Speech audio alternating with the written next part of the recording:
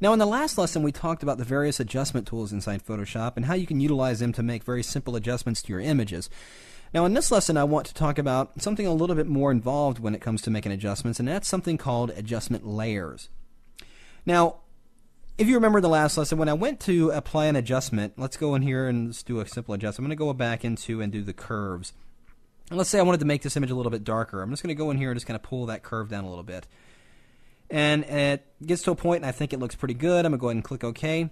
Now what I've done is I have permanently altered my image. Once you start going and correcting your images, you are essentially destroying them. I know that sounds weird. You're trying to fix them, but you're in a sense destroying them at a pixel level.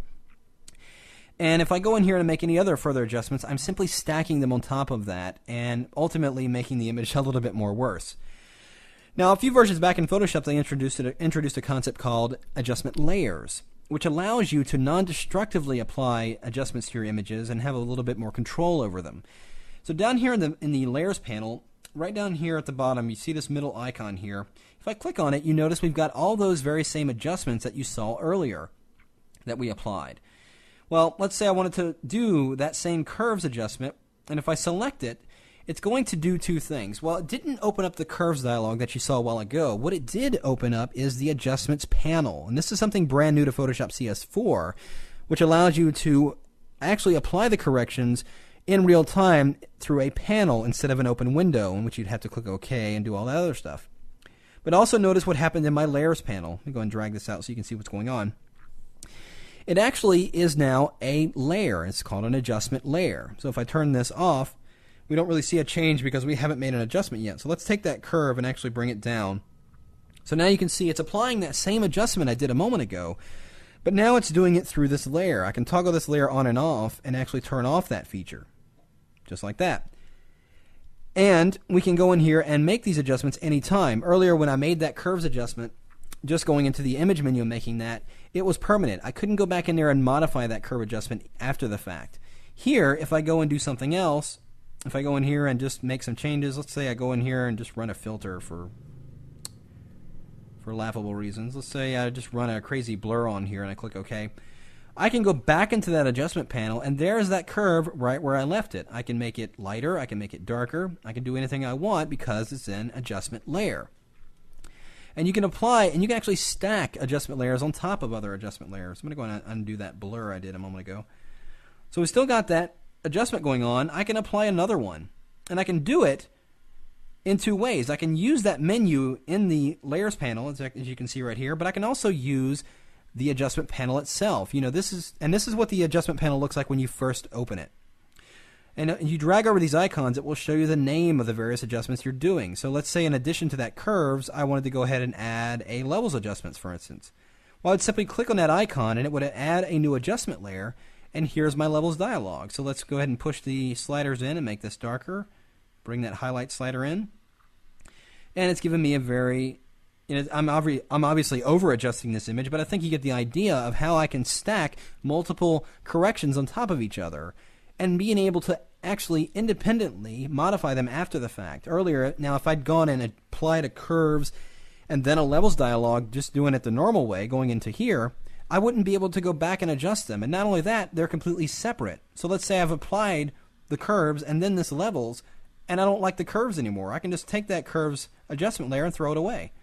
And now all I've got is my levels change there. Not only that, you'll notice that there is an additional icon on the layers here as well. Let me go ahead and turn off, let's go ahead and turn off this curves, or the levels actually.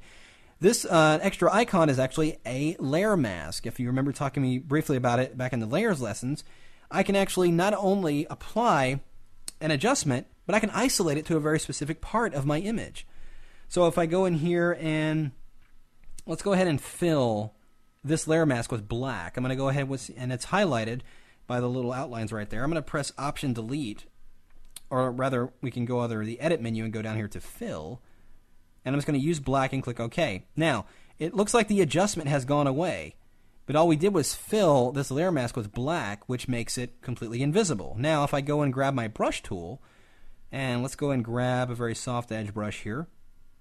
And we want to paint with white, because white is going to reveal what's on the mask, while filling that layer mask with black will hide it.